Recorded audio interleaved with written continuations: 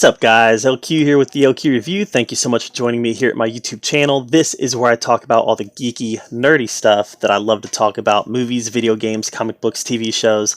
And right now, I'm going to do another movie review. This movie review is for the Netflix original movie, The Princess Switch, Switched Again. I'm going to keep this brief. This isn't my cup of tea. I watched this with my wife, and I watched the first one with her, 2 years ago when it came out. And the first one I found enjoyable enough. It was a cute little romantic comedy that involved two lookalikes switching out for their own reasons, and they both found love at Christmas time. The end. This one continues that story to where Margaret, the princess, is getting ready to go through her coronation, where she is going to become the queen, and she wants to switch out with Stacy again, both played by Vanessa Hudgens.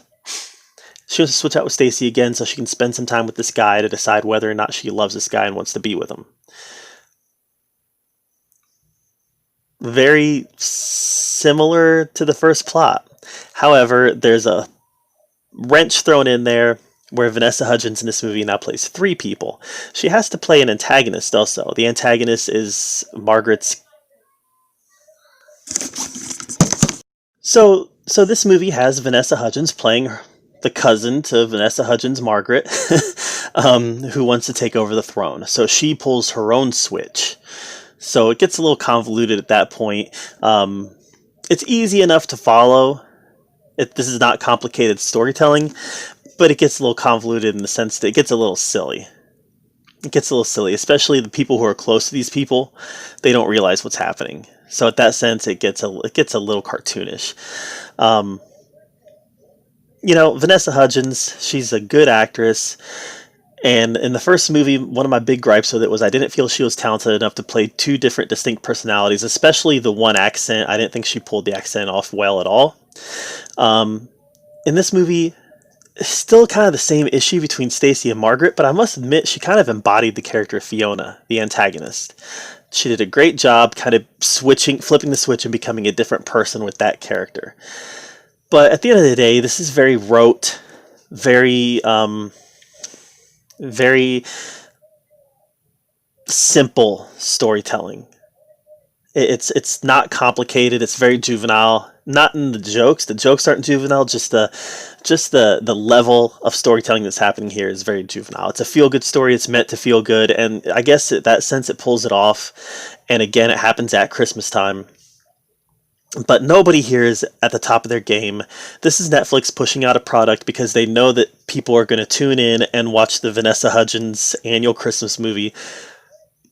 And they'll tune in for at least a week. It'll be in the top 10 for a week, and then it'll be gone and forgotten until next year's Vanessa Hudgens Christmas movie comes out. It's worth a watch. If you're a dude, it's worth watching with your wife. It makes especially during the pandemic era, it's a nice stay-at-home date night movie. But it's not much more than that. So watch it if you're trying to have a date with your wife. Wives, watch it if you want to watch a romantic comedy that your husband's not going to hate. We can do this.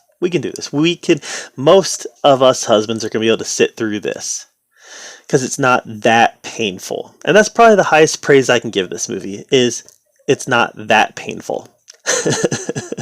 I'm just going to give it a C. I'm going to give it a C. And I give it a C because I think it accomplished what it was setting out to do. It just wasn't inspired at all. Vanessa Hudgens had one role, Fiona, that was relatively inspired. Everything else was pretty standard for Netflix Christmas storytelling. But that's just my take on it. What did you think of The Princess Switch 2, Switched Again? Let me know in the comments down below if you even watched it. Let me know. Let me know if you don't want to watch it. If you think these movies are just awful, because I would get it. I'd feel you. I will always watch these. Number one, I'm a sucker for Christmas. Number two, I have a wife who's also a sucker for Christmas. But I get you. Make sure you subscribe to my channel. And as always, thank you for joining me here at the LQ Review, where we get to talk about all the geeky, nerdy stuff that we love to talk about. Until next time, we'll see you guys later.